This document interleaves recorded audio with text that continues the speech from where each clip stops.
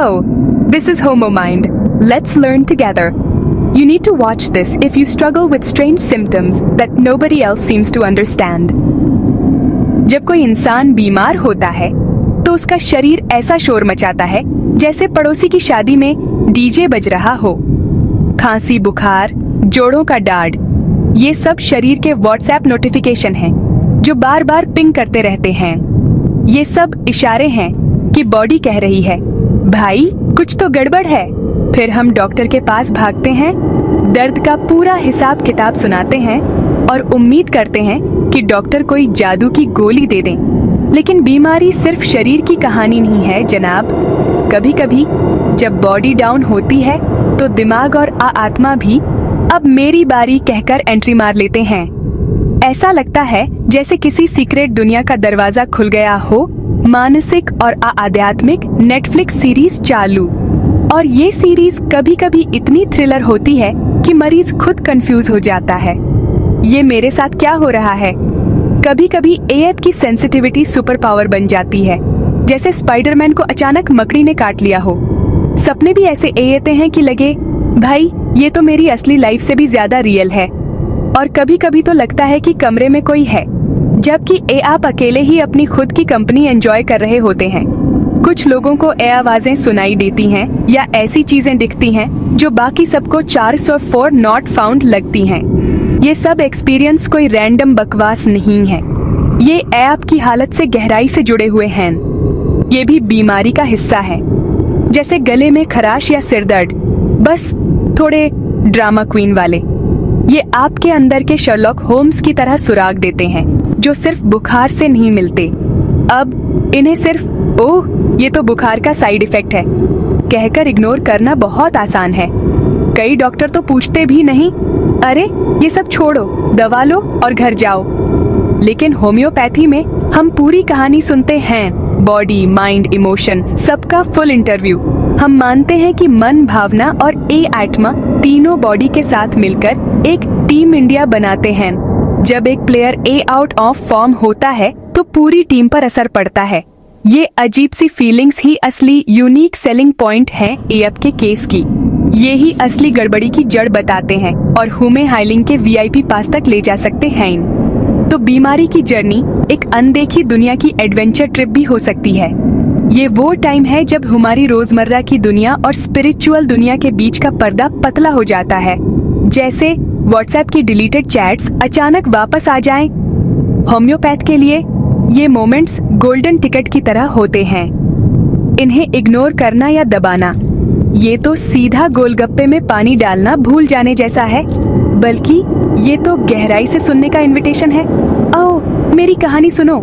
ये एएप की vital force यानी जीवन की एनर्जी की आवाज है जो अपनी खुद की भाषा में अपनी कहानी सुना रही है। इस भाषा को समझना यही है असली टिकाऊ इलाज की पहली सीढ़ी। और हाँ, इसमें थोड़ा हंसी मजाक भी चलता है। मेरी प्रैक्टिस में मैंने ये पक्का समझ लिया है, रेमेडी के सबसे मजेदार क्लूज तो अक्सर लैब रिपोर्ट्स या स्टेथोस्कोप के नीचे छुपे नहीं होते। असली मसाला तो पेशेंट की कहानी में ही मिलता है, जैसे मम्मी के पुराने रेसिपी बॉक्स में छुपा सीक्रेट इंग्रेडिएंट। जी हाँ, क्लूज पेशेंट की अपनी स्टोरी में छुपे होते हैं, और बिलीव मी, ये स्टोरीज नेटफ्लिक्स से कम इंटरेस्टिंग नहीं होती। मैं अपने पेशेंट से सिर्फ ये नहीं पूछता कि कहाँ दर्द हो रहा है, बल्कि ये भी पूछता हूँ क्या डर लगता है, सपने कैसे आते हैं और फीलिंग्स का क्या हाल है। Basically full on detective mode. मेरा मकसद उनकी अंदरूनी दुनिया की शर्लॉक होल्म्स स्टाइल इन्वेस्टिगेशन करना। बीमारी के बाद उनकी लाइफ में क्या क्या ट्विस्ट आए हैं ये जानना भी जरूरी है, क्योंकि हर पेशेंट की स्टोरी में एक प्लॉट ट्विस्ट तो पक्का होता है। और हाँ, वो अजीब थॉट्स या सेंसेशंस, जैसे अचानक लगे कि आप एलियन प्लैनेट पर हैं, ये भी पूछना पड़ता है। ऐसे सवाल पूछने से समझ का एक नया लेवल अनलॉक हो जाता है, जैसे वीडियो गेम में हिडन लेवल मिल गया हो। कभी कभी पेशेंट बोल देता है, डॉक्टर मुझे लगता है मेरा शरीर मेरा अपना नहीं है। अब बताइए, ये तो फुल फिल्मी डायलॉग है। कोई और बोलेगा, मुझे बार बार सपना आता है कि मैं फंसा हूँ। लगता है जैसे सबकॉन्शियस में डेली सोप चल रहा हो। अब आप सोचेंगे ये सब फैंसी बातें हैं, लेकिन नहीं, ये असली क्लूज हैं। ये उनकी अंदरूनी हालत का बिल्कुल सटीक डिस्क्रिप्शन है, जैसे व्हाट्सएप स्टेटस लेकिन दिल से। ये आत्मा के सिम्टम्स हैं, सोल का वाईफाई सिग्नल समझ लीजिए। एक होम्योपैथ इन अजीब एक्सप्रेशंस पर एक्स्ट्रा ध्यान देता है, क्योंकि ये बिल्कुल यूनिक होते हैं, जैसे हर घर की चाय की रेसिपी। हजारों लोग आर्थराइटिस से परेशान हो सकते हैं, लेकिन मेरे अंदर कोई और प्राणी रहता है वाली फीलिंग। अब ये तो ऑस्कर विनिंग परफॉर्मेंस है। यही क्लूज हमें सीधे पेशेंट के दर्द के असली सोर्स तक ले जाते हैं, शॉर्टकट की तरह। हर सीएस में हम वही ढूंढते हैं जो अजीब, रेयर और थोड़ा हटके हो। बेसिकली हम डॉक्टर्स भी ट्रेजर हंट खेलते हैं। कॉमन सिम्टम्स जैसे आर्थराइटिस का डार्ड तो सबको पता है, जैसे सबको पता है कि ट्रैफिक में हॉर्न बजाना बेकार है। ये सिम्टम्स बीमारी को समझने में तो मदद करते हैं, लेकिन पेशेंट की पर्सनैलिटी का स्वैग नहीं बताते। असली जैकपॉट तो उन अनकॉमन सिम्टम्स में है, यही हमें सही होम्योपैथिक रेमेडी तक पहुंचाते हैं। जैसे मुझे लगता है मेरे पैर लकड़ी के हैं, या एक जगह से ठंडी हवा आ रही है। अब ये तो शर्लॉक होम्स भी सोच में पड़ जाए। ये सेंसेशंस बीमारी की सीक्रेट लैंग्वेज हैं, एकदम डाविंची कोड। इस अप्रोच के लिए अलग किस्म की लिसनिंग चाहिए। नॉर्मल सुनना नहीं, डिटेक्टिव सुनना। यहाँ सिर्फ वर्ड्स नहीं, उनके पीछे की पूरी स्टोरी सुननी होती है, जैसे गाने के लिरिक्स के पीछे की कहानी। और सबसे जरूरी, एक सेफ स्पेस बनाना जहाँ पेशेंट अपनी सबसे वियर्ड फीलिंग्स भी शेयर कर सके, बिना किसी डर के, जैसे दोस्त के साथ गपशप। जब हम इस लेवल की अटेंशन और एम्पैथी के साथ सुनते हैं, पेशेंट की स्टोरी एक ट्रेजर मैप की तरह खुलती है। X marks the spot. ये मैप सिर्फ दर्द की लोकेशन नहीं बताता, बल्कि पूरे इंसान का इमोशनल लैंडस्केप दिखाता है, फुल 3D व्यू। और इसी मैप पर हम ढूंढ लेते हैं हीलिंग का शॉर्टकट, सीधा हैप्पी एंडिंग की ओर। मुझे एएस भी वो यंग लेडी याद है जो माइग्रेन की शिकायत लेकर मेरे पास एआई थी। इतनी बार एआई थी कि लगता था अगली बार वो मेरे क्लिनिक का किराया भी बांटने लगेगी। वो पहले ही इतने स्पेशलिस्ट्स और ट्रीटमेंट्स ट्राई कर चुकी थी कि अगर हर डॉक्टर के पास एक लॉयल्टी कार्ड होता तो उसका फ्री इलाज कब का हो जाता। उसके फिजिकल सिम्टम्स टेक्स्ट बुक वाले थे, सिर के एक तरफ तेज दर्द, लाइट से सेंसिटिविटी और नौजिया, मतलब माइग्रेन का पूरा कॉम्बो पैक। लेकिन जैसे जैसे हमने बात की, मुझे लगा कि ये कहानी सिर्फ सिर दर्द की नहीं, कुछ और भी पक रहा है यहाँ। मैंने उससे बड़े प्यार से पूछा, कुछ और अजीब सा महसूस हुआ है क्या हेडेक्स के साथ? मतलब डॉक्टर हूँ, डिटेक्टिव भी थोड़ी हूँ। उसकी हिचकिचाहट देखकर लगा जैसे वो कोई बड़ा राज छुपा रही हो, जैसे बचपन में मम्मी के गुल्लक से पैसे निकालने के बाद लगता था। फिर उसने धीरे से बोला, डॉक्टर, मुझे लगता है कोई हमेशा मेरे पीछे खड़ा है। उनकी मौजूदगी इतनी क्लियर लगती है, लेकिन जैसे ही मुड़ती हूँ वहाँ कोई नहीं। भूतिया वाइब्स, लेकिन नेटफ्लिक्स की नहीं, रियल लाइफ की। ये सेंसेशन उसके लिए डेली सोप की तरह था। हर दिन, हर एपिसोड में सस्पेंस बना रहता था। उसने मुझे अपने सपनों के बारे में भी बताया। हाँ, वही सपने जो नींद उड़ाने के लिए काफी थे। बार बार उसे सपना आता कि वो अपने शरीर से अलग हो गई है, खुद को दूर से देख रही है, जैसे व्हाट्सएप डीपी बदल ली हो, लेकिन पहचान नहीं पा रही। ये सपने ऐसे थे कि सुबह उठकर उसे लगता, मैं कौन हूँ, कहाँ हूँ। मतलब सपनों में भी कंफ्यूजन का लेवल हाई। उसने ये बातें कभी किसी को नहीं बताई थी। डर था कि लोग सोचेंगे ये तो पगला गई है। वैसे हम सब कभी कभी थोड़ा पगला जाते हैं, है ना? मेरे लिए ये इन्फॉर्मेशन जैकपॉट थी, जैसे केबीसी में सही आंसर मिल जाए। माइग्रेन्स तो शरीर की SOS कॉल थी, लेकिन ये प्रेजेंस और आउट ऑफ बॉडी ड्रीम्स उसकी सोल की मिस्ड कॉल थी, और वो भी बार बार। ये सब उसके अंदर के स्प्लिट पर्सनैलिटी, ड्युअलिटी और अलगाव की पूरी वेब सीरीज दिखा रहे थे। ऐसा लग रहा था जैसे उसका मन और शरीर फेसबुक पर फ्रेंड्स नहीं रहे, दो अलग अलग इंसान एक दूसरे को देख रहे हैं, जैसे बिग बॉस के घर में दो कंटेस्टेंट्स, लेकिन दोनों वही हैं। ये सब एप को माइग्रेन वाली मेडिकल टेक्स्ट बुक में नहीं मिलेगा, लेकिन हमारे होम्योपैथिक लिटरेचर मटीरिया मेडिका में ये एकदम ब्लॉकबस्टर सिम्टम है। ये पिक्यूलियर सिम्टम उसके CS का मास्टर की बन गया। लॉक खुल गया, बस रेमेडी चाहिए थी। यही था वो रेयर, वियर्ड और थोड़ा फिल्मी साइन जिसकी मुझे तलाश थी। इसने उसके हेडेक के हर डिस्क्रिप्शन से ज्यादा उसकी इनर स्टेट का ट्रेलर दिखा दिया।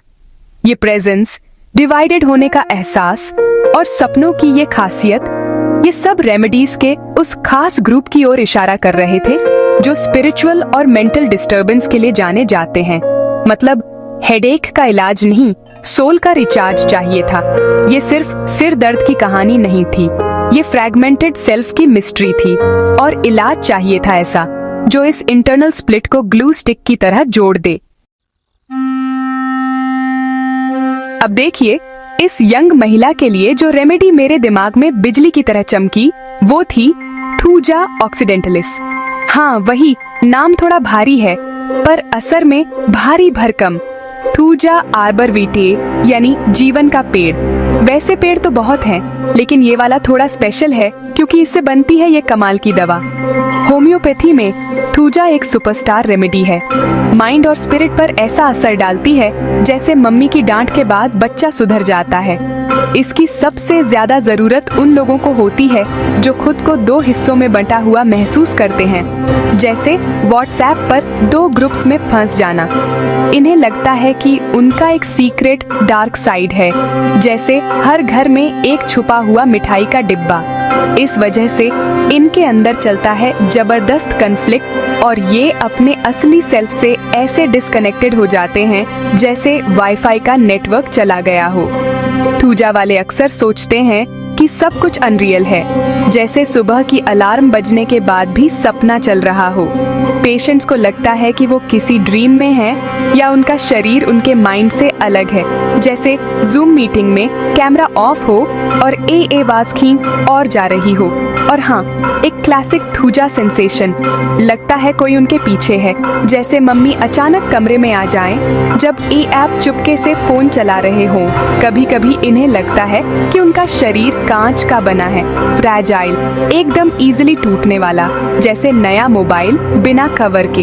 ये वल्नरेबिलिटी और रियलिटी की डिस्टॉर्शन, भाई ये कोई नेटफ्लिक्स की सीरीज नहीं बल्कि थूजा की असली कहानी है। ये सब कोई दार्शनिक बातें नहीं हैं। ये सेंसेशंस इतनी गहराई से महसूस होती हैं कि एंजाइटी और डिस्ट्रेस का लेवल IPL के फाइनल जैसा हो जाता है। थूजा पेशेंट्स के सपने भी कमाल के होते हैं, बिजार और रिवीलिंग, जैसे व्हाट्सएप स्टेटस पर अचानक पोएट्री आ जाए, कभी ऊंचाई से गिरने, कभी पीछा किए जाने, तो कभी मरे हुए लोगों के सपने। भाई ये तो पूरी हॉरर मूवी है। खुद को बाहर से देखने का सपना, थूजा की एकदम सिग्नेचर स्टाइल, जैसे खुद की लाइफ की CCTV फुटेज देख रहे हों। ये सब उनकी कॉन्शियसनेस में गहरे स्प्लिट को दिखाता है, जैसे 2 अलग अलग व्हाट्सएप DP। थूजा गिल्ट और वर्थलेसनेस की फीलिंग से भी जुड़ी है, जैसे एग्जाम में चीटिंग पकड़े जाने का डर। पेशेंट्स को लगता है कि उन्होंने कुछ गलत किया है और अपनी परसीव्ड फ्लॉज को ऐसे छुपाते हैं जैसे बचपन में रिपोर्ट कार्ड छुपाते थे। इससे एक सीक्रेटिव और आइसोलेटेड एग्जिस्टेंस बन जाती है, दुनिया से अलग थलग, जैसे सोशल मीडिया पर लास्ट सीन छुपा दिया हो। अब इस माइग्रेन वाली यंग महिला के लिए थूजा एकदम जैकपॉट निकली। उनके फिजिकल सिम्टम्स तो बस ट्रेलर थे, असली फिल्म तो कुछ और ही थी। उनके स्पिरिचुअल और इमोशनल सिम्टम्स, प्रेजेंस का एहसास, आउट ऑफ बॉडी ड्रीम्स और डिवाइडेड होने की फीलिंग, यही था उनके CS का असली मसाला। इन्हीं सिम्टम्स ने मुझे सीधा थूजा की दुकान तक पहुंचा दिया। No detours, no traffic. Remedy headache के लिए नहीं, बल्कि उनके अंदर के स्प्लिट पर्सनैलिटी को हील करने के लिए चुनी गई थी, जैसे टूटी हुई चूड़ियों को जोड़ना। जब कोर डिस्टर्बेंस ठीक हो गया तो माइग्रेन्स भी ऐसे गायब हो गए जैसे छुट्टियों में स्कूल की घंटी। जब हम होम्योपैथिक रेमेडी ढूंढते हैं तो हम बिल्कुल शर्लॉक होल्म्स बन जाते हैं। बस टोपी और पाइप की कमी है। क्लूज ढूंढना पड़ता है, और वो भी बड़े अजीब अजीब। सबसे कीमती क्लूज वही होते हैं जो सबसे अजीब हों, मतलब जितना अजीब उतना बढ़िया। अब एक एएम सिम्टम जैसे कॉफ, भाई ये तो हर किसी को हो जाता है। इसमें क्या खास बात है? हजारों रेमेडीज में कॉफ तो सबकी लिस्ट में है। जैसे हर व्हाट्सएप ग्रुप में एक गुड मॉर्निंग भेजने वाला होता है। लेकिन अगर पेशेंट बोले, डॉक्टर साहब मुझे लगता है मेरी जबान पर बाल है, अब ये है जैकपॉट। ऐसा क्लू तो ऑस्कर जीत सकता है। ये अजीब सेंसेशन हमारी डिटेक्टिव स्टोरी को सीधा कुछ खास रेमेडीज तक पहुंचा देता है, बाकी सब आउट। ऐसे क्लूज से पता चलता है कि पेशेंट अपनी बीमारी को किस अंदाज में फील कर रहा है। कहानी में ट्विस्ट यहीं से आता है। ये अजीब सेंसेशंस असल में हमारी वाइटल फोर्स की सीक्रेट लैंग्वेज है, कोई मॉर्स कोड से कम नहीं। जब अंदरूनी बैलेंस गड़बड़ाता है तो हमारी लाइफ एनर्जी भी ड्रामा क्वीन बन जाती है, एक्सप्रेस करने लगती है खुद को। इसकी खुद की कोई आवाज नहीं, तो ये मन और शरीर के जरिए इशारे करती है। कभी कभी तो ऑस्कर वर्दी परफॉर्मेंस देती है। किसी को लगे कि सिर पर पट्टी कसकर बंधी है, मतलब दिमाग टाइट सिक्योरिटी में है, या फिर लगे कि हाथ पैर लकड़ी के हैं, पिनोकियो वाइब्स। एनीवन? किसी को लगे पेट में कोई जानवर घूम रहा है। अब ये तो नेशनल जियोग्राफिक से कम नहीं। ये पागलपन नहीं है दोस्त, ये वो सिग्नल्स हैं जो हमें सही रेमेडी तक पहुंचाते हैं, जैसे जीपीएस, बस थोड़ा क्वर्की। थूजा के पेशेंट्स में तो सेंसेशंस इतने ड्रामेटिक होते हैं कि बॉलीवुड भी शर्मा जाए।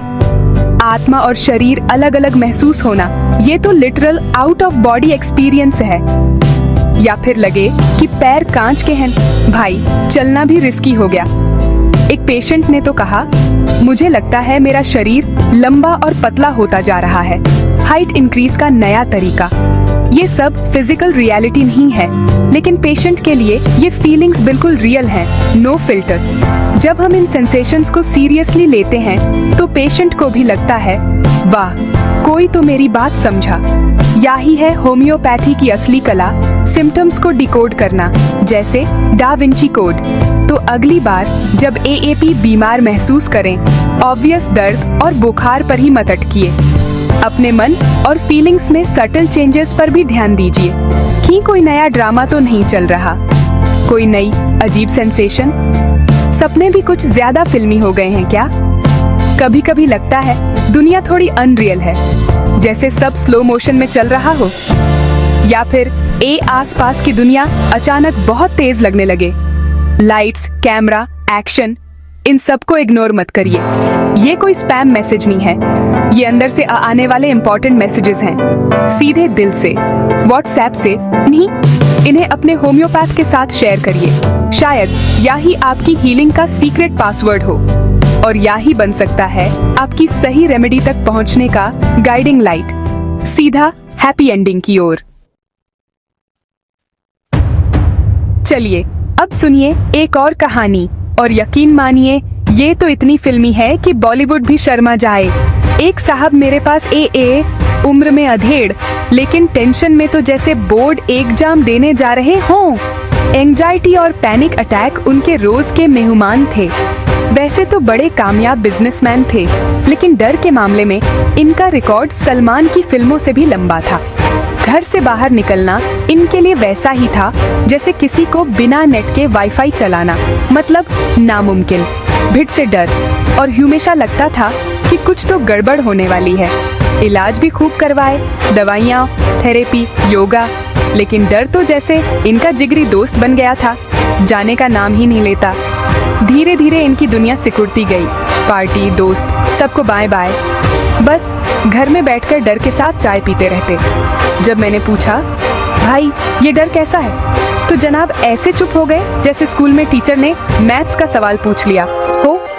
ये सिर्फ दिमागी डर नहीं था, बॉडी भी पूरा साथ दे रही थी, फिजिकल सेंसेशन भी था। थोड़ी देर बाद साहब ने आखिरकार राज खोला। डॉक्टर, उन्होंने धीरे से कहा, जैसे कोई सीक्रेट मिशन हो। मुझे लगता है मेरी टांगें कांच की बनी हैं। जब चलता हूँ तो डर लगता है कि टूट न जाए, बिखर न जाए।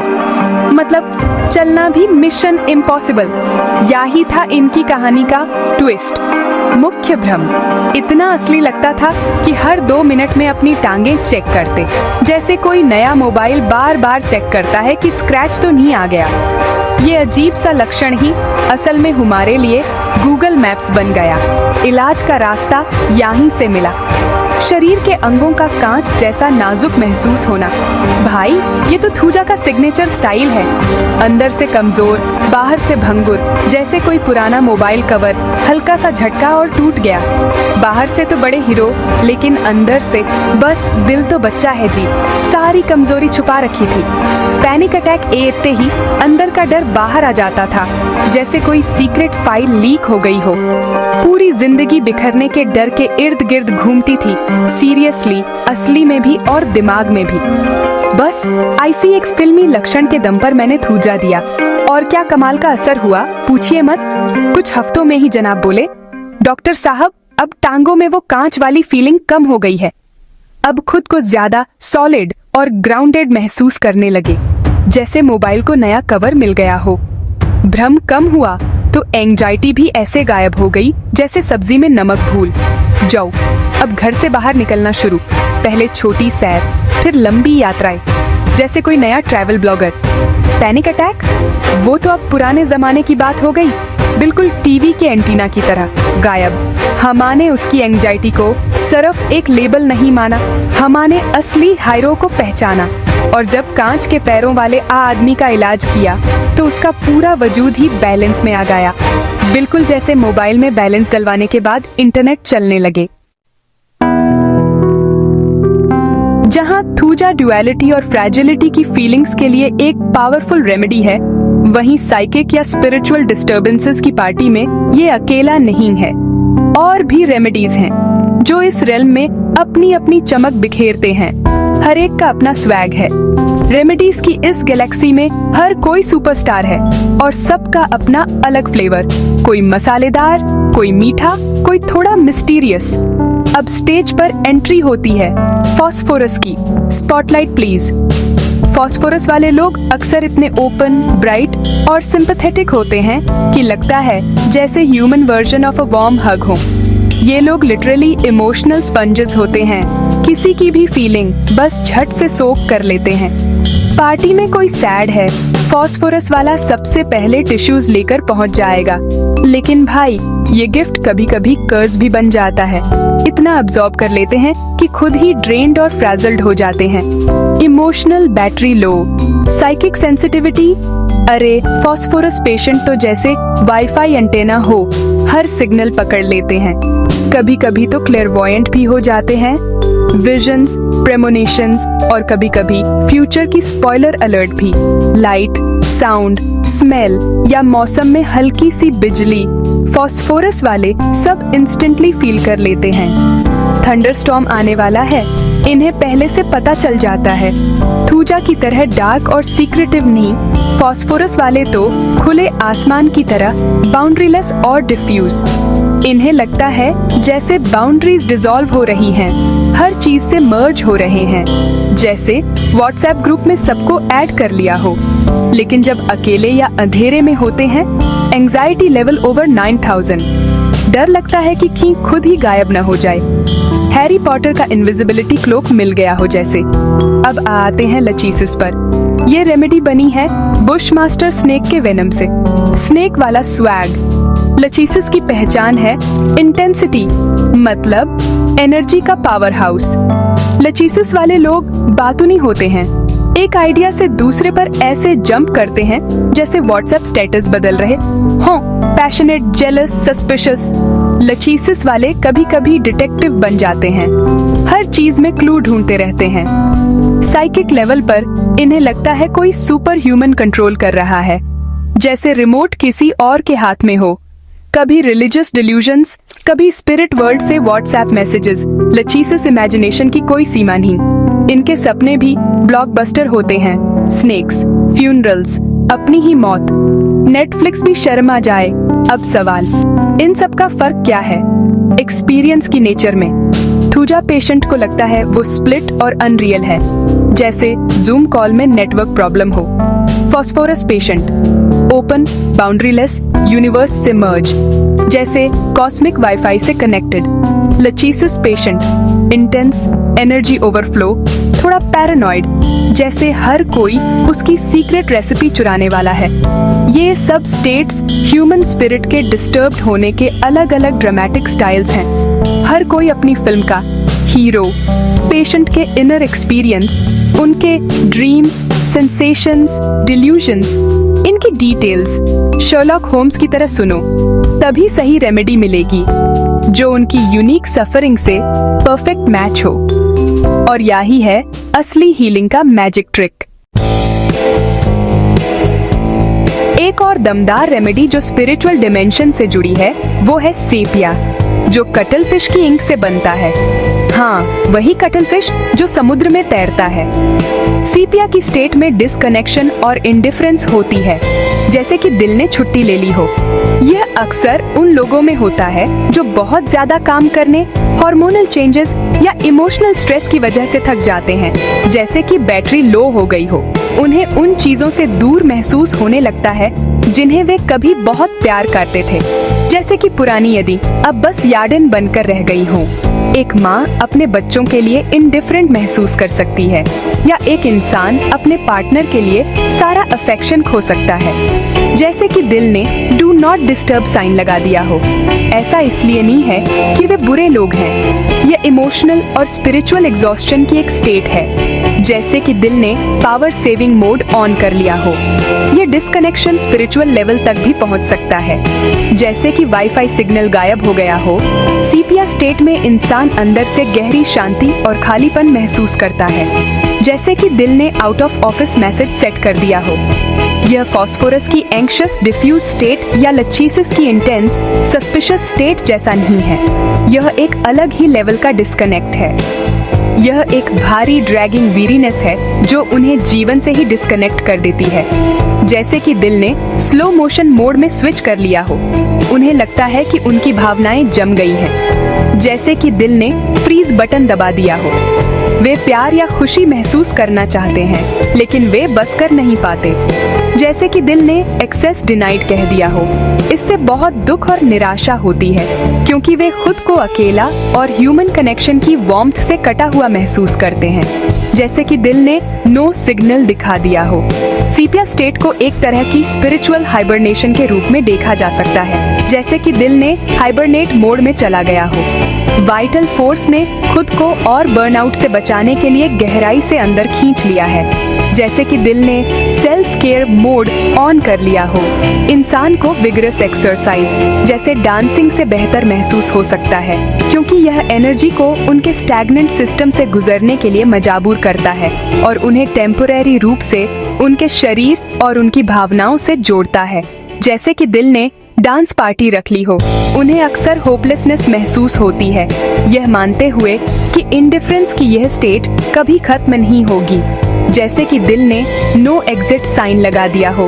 वे फंसा हुआ महसूस करते हैं, आगे बढ़ने में असमर्थ होते हैं और अपनी अंदरूनी भावना और अपने एआईएस पास की दुनिया से डिस्कनेक्टेड होते हैं, जैसे कि दिल ने स्टक इन ट्रैफिक मोड में फंस गया हो। इसकी थूजा से तुलना करने से यह स्पष्ट होता है कि ए आत्मा को किन अलग अलग तरीकों से दुख हो सकता है, जैसे कि दिल ने कंपैरिजन चार्ट बना लिया हो। थूजा के मरीज को स्प्लिट एक डुअलिटी महसूस होती है, जैसे कि वे दो लोग हैं, जैसे कि दिल ने डबल ट्रबल मोड ऑन कर लिया हो। इस अंधारूनी अलगाव से वे टॉर्मेंटेड होते हैं, जैसे कि दिल ने टॉर्चर चेंबर बना लिया हो। सेपिया का मरीज हालांकि एक खालीपन महसूस करता है, जैसे कि दिल ने एम्प्टी रूम में खुद को बंद कर लिया हो। यह स्प्लिट नहीं है, बल्कि एक खालीपन है जहां उनकी भावनाएं हुआ करती थी, जैसे कि दिल ने वेकेंसी साइन लगा दिया हो। वे अजीब विचारों से इतने टॉर्मेंटेड नहीं होते जितना कि प्रोफाउंड लैक ऑफ फीलिंग से, जैसे कि दिल ने नो थॉट्स मोड ऑन कर लिया हो। इन सटल लेकिन जरूरी डिफरेंसेस को समझना बहुत जरूरी है, जैसे कि दिल ने फाइन प्रिंट पढ़ लिया हो। यह होम्योपैथ को सरफेस कंप्लेंट से परे दिखने और एक ऐसा रेमेडी देने की अनुमति देता है जो फ्रोजन स्पिरिट को फिर से जगा सके, जैसे कि दिल ने रीबूट कर लिया हो। चलिए अब असली इलाज की बात करते हैं। और नहीं, इसका मतलब सिर्फ दवाई खाकर सिम्टम्स गायब करना नहीं है। असली हीलिंग तो वो है जो बॉडी, माइंड और स्पिरिट तीनों को एक साथ झूला झूला दे। मतलब हार्मनी लानी है पूरे इंसान में। जैसे फैमिली व्हाट्सएप ग्रुप में सबकी डीपी एक जैसी हो जाए। हमारे थॉट्स, फीलिंग्स, स्पिरिचुअल एक्सपीरियंसेस और बॉडी, ये सब अलग अलग किरदार नहीं है, ये तो एक ही फिल्म के कलाकार हैं। सब एक दूसरे से जुड़े हुए हैं। जैसे चाय में दूध, शक्कर और अदरक, कोई भी मिसिंग हो तो मजा नहीं आता। कभी कभी बीमारी की जड़ कोई पुराना इमोशनल शॉक या स्पिरिचुअल क्राइसिस होती है, मतलब दिल पे लगी और सीधा बॉडी पे दिखी। और कभी कभी फिजिकल बीमारी साइकिक रेल्म का दरवाजा खोल देती है, जैसे अचानक ड्रीम में खुद को सुपर हीरो बनते दिखना। इन गहरे अनुभवों को इग्नोर करना ऐसा है जैसे छत में लीक हो और ये आप बस दाग पर पेंट कर दें। वाह क्या जुगाड़ है, दाग तो छुप जाएगा, लेकिन लीक का सोर्स नहीं पकड़ा तो पानी फिर टपकेगा, घर वाले फिर से ताना मारेंगे। साइकिक सिम्टम्स, अजीब सपने और वो अजीबोगरीब फीलिंग्स, ये सब टपकते पानी की आवाज है। मतलब भाई असली प्रॉब्लम इधर है। ये सब क्लूज हैं, जैसे डिटेक्टिव को मिलते हैं शर्लॉक होम्स वाला वाइब। थूजा, फॉस्फोरस, लचीसिस और सीपिया, ये रेमेडीज सिर्फ ऊपर ऊपर का पैचवर्क नहीं करते, ये तो अंदर तक घुस जाते हैं, जैसे मम्मी की डांट। ये रेमेडीज छत पर सिर्फ पैच नहीं लगाते, पूरी छत को दुरुस्त कर देते हैं। No more buckets in the living room. यहाँ पेशेंट को सिर्फ सिम्टम्स या बीमारी का लेबल नहीं मिलता, यहाँ हर कोई अपनी लाइफ जर्नी का हीरो है। उनकी बीमारी भी उस एडवेंचर का हिस्सा है और अजीब एक्सपीरियंसेस उनकी यूनिक कहानी के प्लॉट ट्विस्ट्स हैं। जब हम ये कहानी दिल और दिमाग खोलकर सुनते हैं तो क्लूज मिलते हैं, जैसे ट्रेजर हंट में जैकपॉट। हम हर एक्सपीरियंस की इज्जत करते हैं, किसी की फीलिंग्स को ड्रामा कहकर डिसमिस नहीं करते।